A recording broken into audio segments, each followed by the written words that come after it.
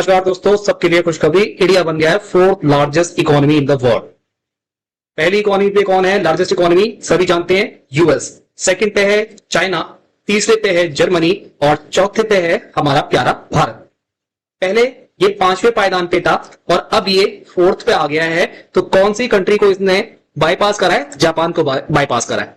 तो चाइना का, जापान का कितना है? 4.186 ट्रिलियन और इंडिया का कितना है? 4.187 ट्रिलियन। तो थोड़े से मार्जिन से बस बाईपास करा है और अब इंडिया हो गया फोर्थ लार्जेस्ट इकोनॉमी।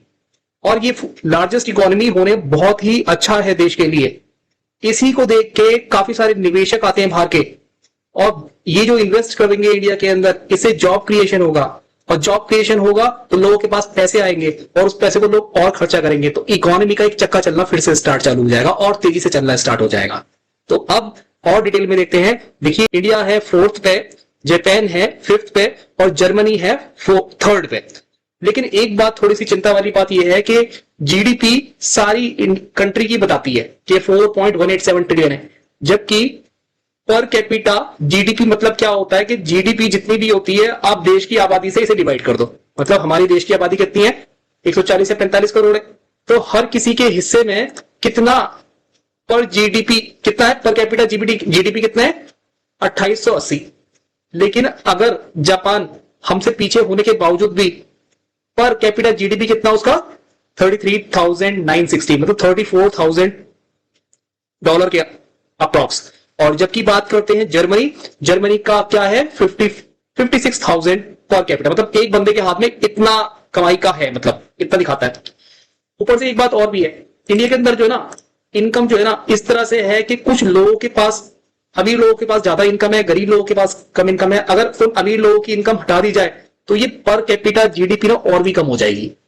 तो वैसे आकार में तो हम बढ़ रहे हैं, लेकिन इंडिविजुअल वाइज देखेंगे तो अभी भी हमारा पर कैपिटा जीडीपी बहुत कम है। देखिए, मतलब इनसे 1/10 या 1/15 के आसपास है। तो इसके लिए अभी देश को काफी काम करना पड़ेगा। लेकिन इसका मतलब ये नहीं है कि हम फोर्थ लार्जेस्ट इकोनॉमी आ गए हैं तो ये कोई कम अचीवमेंट है, ये भी बहुत बड़ी अचीवमेंट है। और इसी के बेसिस पे बाहर के फॉरेनर्स इंडिया में इन्वेस्ट करेंगे। जब वो इंडिया में इन्वेस्ट करेंगे तो वो पैसा इंडिया की ग्रोथ में लगेगा, इंप्लॉयमेंट जनरेशन होएगा, और जब इंप्लॉयमेंट जनरेशन होएगा लोगों के पास पैसा आएगा, और जब पैसा लोग खर्च करेंगे फिर से हमारा जीडीपी बढ़ेगा। देखिए, ये जो डेटा आया है ये IMF से डेटा आया है और इंडिया को बता दिया है कि भाई इंडिया अब 2 या 3 साल के अंदर फोर्थ से बढ़कर थर्ड लार्जेस्ट इकोनॉमी हो सकता है। और मतलब किसकी जगह ले लेगा? जर्मनी की जगह ले लेगा। बात ठीक है। और मैं बस ये चाहता हूं कि ये जैसे हम रैंकिंग ऑफ जीडीपी में चल रहे हैं, हम फोर्थ पे आ गए हैं और बहुत जल्दी थर्ड पे आ जाएंगे। बस मैं चाहता हूं रैंकिंग हमारी जो है ना पर कैपिटा जीडीपी, जो प्रेजेंट में आउट ऑफ 197 हमारी रैंकिंग है 141। तो मैं चाहता हूं कि इस रैंकिंग में भी पर कैपिटा जीडीपी में भी हमारी रैंकिंग और सुधरे। तभी आप जैसे और मेरे जैसे लोगों का इनकम ज्यादा बढ़ेगी, तभी अच्छा इफेक्टिव रिजल्ट दिखेगा। जापान की आबादी बहुत कम है, जर्मनी की आबादी कम है, तो उनकी पर कैपिटा जीडीपी देखिए कितनी हाई है। तो वहां के लोग जो है डेवलप्ड कंट्री है, जबकि हम एक डेवलपिंग कंट्री है। और एक डेवलप्ड कंट्री होने के लिए आप मान के चलिए कि कम से कम 12,000 से 15,000 डॉलर आपका पर कैपिटा जीडीपी होना चाहिए। और कुछ लोग तो ये भी कहते हैं कि 25,000 से 30,000 पर कैपिटा जीडीपी होगा तब माना जाएगा कि आप एक डेवलप्ड कंट्री में है। तो स्टिल अभी हम एक डेवलपिंग कंट्री में है, लेकिन हम काफी स्पीड से, तेजी से आगे बढ़ रहे हैं। तो अब ये IMF ने बहुत अच्छी न्यूज दी है और ये डेफिनेटली शेयर मार्केट को भी इंपैक्ट करेगी, अच्छा इंपैक्ट करेगी। इसके साथ में कुछ और चीजें मैं आपको और बताना चाहता हूं, जैसे कि जीडीपी के अंदर क्या होता है कि आपके जो गुड्स और सर्विस मैन्युफैक्चर होते हैं, अभी हमारे देश के अंदर 60% पॉपुलेशन फार्मिंग के अंदर डिपेंडेंट है, ठीक है, और फार्मिंग से 15% ऑफ जीडीपी कंट्रीब्यूट करता है। तो अब जरूरत यह है कि फार्मिंग इतनी अच्छी तरह से करी जाए, उसमें इंडस्ट्रियल इक्विपमेंट यूज करे जाए कि पॉपुलेशन उसमें कम लगे। 60% ऑफ कंट्री की पॉपुलेशन ना लगे, कितने लगे? 20% लग जाए, 30% लग जाए। तो मतलब क्या हो कि एफिशिएंसी बढ़ जाए फार्मिंग की, और जो बाकी पॉपुलेशन है वो पॉपुलेशन कहां पे आ जाए? इंडस्ट्रियलाइजेशन में आ जाए। और किसी भी कंट्री को पर कैपिटा जीडीपी ज्यादा करने के लिए इंडस्ट्रियलाइजेशन की बहुत जरूरत है। देखिए यूएस में भी बहुत स्टार्टिंग में फार्मिंग हुआ करती थी, और फार्मिंग जो करते थे उसके अंदर काफी लेबर लगा के काम करते थे, स्लेवरी सिस्टम हुआ करता था। लेकिन उन लोगों ने क्या करा, कुछ रिसर्च वगैरह करी, डेवलपमेंट करा, और उसके बाद वो स्लेवरी सिस्टम हटा वहां से, और वहां पे क्या हो गया, वो इतना अनाज उगाने लग गया, सिर्फ अपना तो पेट भरना कंट्री का तो छोड़ो, उन्होंने बाहर एक्सपोर्ट करना भी चालू कर दिया, और with less number of farmers. तो बहुत ज्यादा जरूरी यह है कि फार्मिंग हो, लेकिन हमारे देश में 60% ऑफ पॉपुलेशन फार्मिंग के ऊपर डिपेंड है, तो ये नंबर रिड्यूस होना चाहिए। और ये नंबर रिड्यूस होएगा तो जैसे रिमेनिंग पॉपुलेशन है वो इंडस्ट्रियलाइजेशन में लग जाए, सर्विस प्रोवाइडिंग सेक्टर में लग जाए।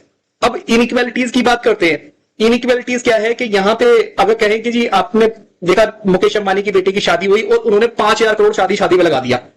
अब वैसे तो हम चौथी इकोनॉमी है विश्व के अंदर, लेकिन जब इतनी बड़ी शादी देख ली किसी एक इंडिविजुअल द्वारा, तो ये बड़ा एक चर्चा का विषय बन गया कि इंडिया में कितनी इनइक्वालिटी है, और यही खत्म होना है। और मैं बड़ा पॉजिटिव हूं, आगे आने वाले टाइम में ये खत्म होगा। अब प्लीज आप लोग भी कमेंट कीजिए।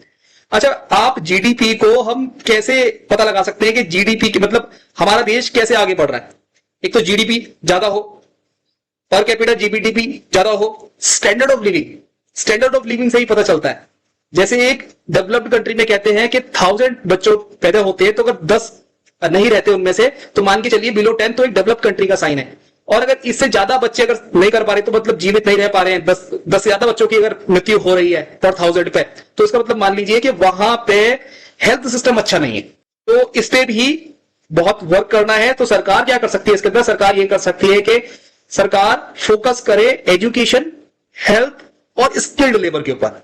अगर इसके ऊपर अच्छा फोकस होगा, यस बेसिक ढांचा तो सरकार बना रही है, इंफ्रास्ट्रक्चर दे रही है, रेल है, रोड है, ये सब कुछ काम चल रहा है, प्लस एजुकेशन और स्किल डेवलपमेंट पे भी बहुत रिक्वायरमेंट है। ये सब चीजें और साथ में आनी चालू हो जाएं, और मैं बड़ा पॉजिटिव हूं, ये होगा जरूर। और ऐसे करते करते हमारा भारत देश अभी जो चौथे पायदान पे है वो तीसरे पे आएगा, तीसरे के बाद दूसरे पे है, और बहुत ही जल्दी एक नंबर पे आए। और साथ में साथ जो इनइक्वालिटी ऑफ इनकम है, अमीर ज्यादा हो रहा है, गरीब क्या पैसे कम हो रहे हैं, साथ में ये भी घटना चाहिए। इक्वल डिस्ट्रीब्यूशन ऑफ इनकम होना चाहिए, लेकिन लगभग ऐसा होना चाहिए कि जैसे मैंने कहा पर कैपिटा जीडीपी कितना है भाई, जापान का 33,000, यहां पे जर्मनी का 55,000, तो इंडिया का कम से कम एक रीजनेबल मार्जिनल करीबन 10-12 हजार तो हो, तभी तो असली मजा आएगा।